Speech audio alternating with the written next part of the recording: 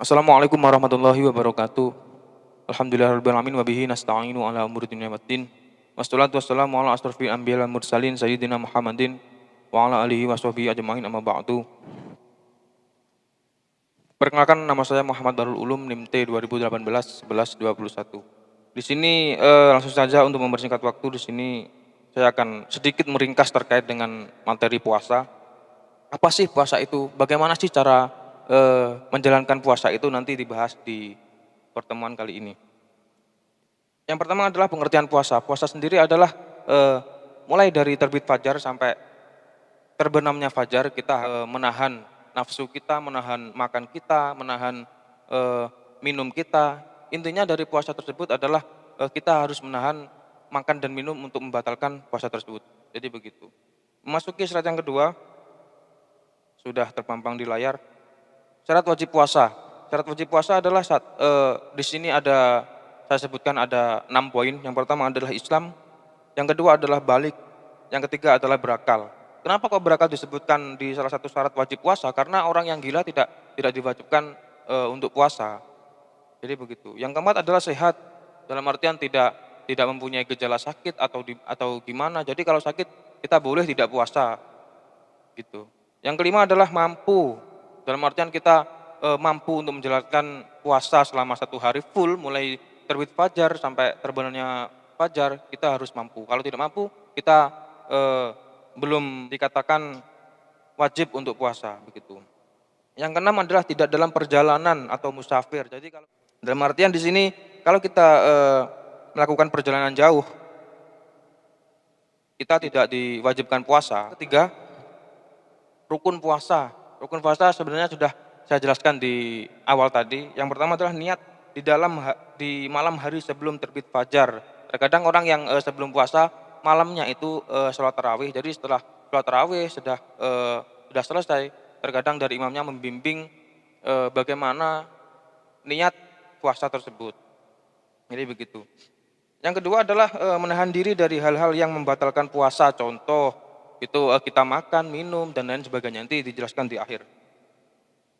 Nah, ini memasuki slide yang selanjutnya, hal-hal yang membatalkan puasa. Yang pertama adalah makan atau minum. Jadi kalau kita puasa tidak boleh kita makan atau minum, karena akan membatalkan puasa. Yang kedua adalah berhubungan seksual dengan istri, dengan suami, kita tidak boleh selama siang. Kalau malam, monggo kerso. Jadi kalau kita berpuasa, kita dianjurkan dilarang berhubungan seksual dengan suami atau istri. Yang ketiga adalah berbohong tentang Allah dan Rasul-Nya. Itu juga masuk membatalkan puasa, cuma yang pertama dijelaskan oleh terkadang ustadz atau ustadzah, kalau berbohong tentang Allah atau Rasul-Nya itu membatalkan puasa dan nilai pahala puasa akan berkurang. Jadi begitu. Yang selanjutnya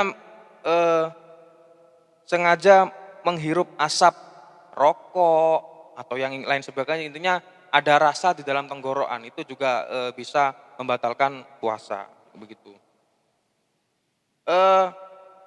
Yang selanjutnya melakukan masturbasi atau onani. Jadi kalau kita keadaan puasa, kita tidak boleh mengeluarkan mani dengan sengaja. Jadi begitu. Yang selanjutnya melakukan injeksi atau suntikan. Jadi kalau kita sedang puasa, kita dilarang menyuntik atau memasukkan air dengan sengaja di sela-sela pori-pori kita. Jadi begitu. Memasuki slide yang selanjutnya adalah sunah-sunah dalam puasa. Nah, sudah terpampang di layar. Yang pertama adalah menyegerakan berbuka, minum dulu atau gimana dulu. Tapi sunahnya berbuka puasa adalah minum dulu. Jadi minum air putih atau makan kurma, jadi begitu. Yang kedua adalah mengakhirkan makan sahur. Jadi 5 menit atau 10 menit sebelum imsak, kita sunnah untuk sahur. Jadi jam 3 atau jam setengah 4, akhir-akhir sebelum imsak, kita itu sunnah untuk melakukan sahur. Jadi begitu. Yang ketiga adalah memperbanyak amal-amal kebaikan. Contoh kita bersolawat, kita zikir, itu juga termasuk mengamalkan kebaikan dalam puasa. Itu juga termasuk sunah-sunah dalam puasa. Yang keempat adalah meninggalkan ucapan buruk, contoh kita mengucapkan kotor, kita menyakiti hati orang lain, itu juga dilarang dalam puasa. Jadi begitu. Selanjutnya macam-macam puasa itu ada empat poin. Yang pertama adalah puasa wajib, puasa sunnah, puasa makruh, dan puasa haram. Jadi begitu. Untuk yang terakhir, hikmah dan manfaat puasa, pastinya kita melakukan hal ada hikmah dan manfaatnya. Kenapa sih kita melakukan puasa? Itu pasti ada hikmahnya. Jadi begitu. Yang pertama adalah menjaga keseimbangan tubuh. Jadi kita berpuasa, tidak makan, tidak minum sehari mulai terbit fajar sampai terbenamnya fajar. Kita ada keseimbangan tubuh. Padahal kita tidak makan, tidak minum, tetapi ada manfaat dari puasa tersebut. Jadi begitu. Yang kedua adalah meningkatkan rasa syukur. Hikmah dan manfaat puasa ini pastinya meningkatkan dengan tidak sengaja kita bersyukur kepada Allah Subhanahu wa taala. Jadi begitu. Yang kelima, yang selanjutnya melatih diri sendiri hidup sederhana. Jadi di dalam puasa, meskipun kita berbuka puasa dengan cuma air segelas, itu juga mengurangi rasa haus kita dalam puasa tersebut. Yang terakhir adalah melatih, kalau kita sholat duhur jam 2, saya puasa, nanti pahala saya berkurang, meski di angan-angan kita pasti muncul seperti itu. Lanjut untuk materi selanjutnya, yakni tentang zakat. Apa sih zakat itu? Apa harus berupa beras atau gimana? Tidak, nanti akan dijelaskan di akhir nanti.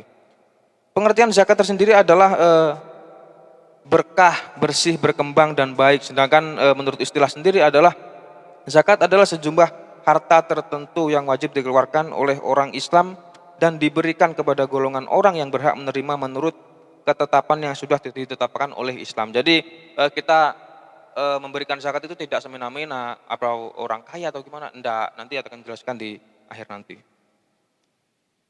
Nah ini sudah terpampang di layar. Orang yang berhak menerima zakat itu di sini ada 8 poin. Yang pertama adalah miskin, yang kedua fakir, amil mu'alaf, rikob, ghurim, fisabilillah, yang terakhir adalah ibnu sabil. Nah itulah orang-orang yang berhak menerima zakat. Juga ada syarat wajib zakat. Yang pertama adalah beragama Islam. Jadi untuk beragama Islam kita sedikit harus mengeluarkan zakat dari penghasilan kita, dari rezeki kita harus kita amalkan kepada orang-orang miskin, fakir, abalik, dan seterusnya nanti. Yang kedua adalah memiliki harta. Kalau kita ada harta lebih, kita harus melimpahkan kepada saudara-saudara kita, fakir, miskin, kita harus wajib gitu.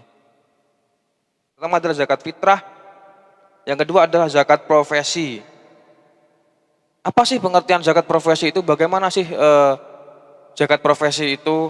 Jadi zakat profesi adalah zakat yang dikenakan pada tiap pekerjaan yang penghasilannya telah memenuhi nisab.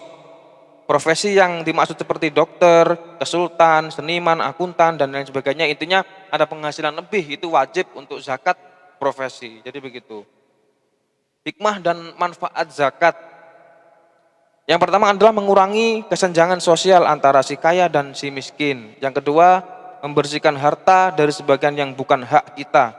Jadi hikmah dan manfaat zakat tersebut adalah membersihkan rezeki kita, membersihkan harta bagian yang bukan hak kita. Jadi begitu.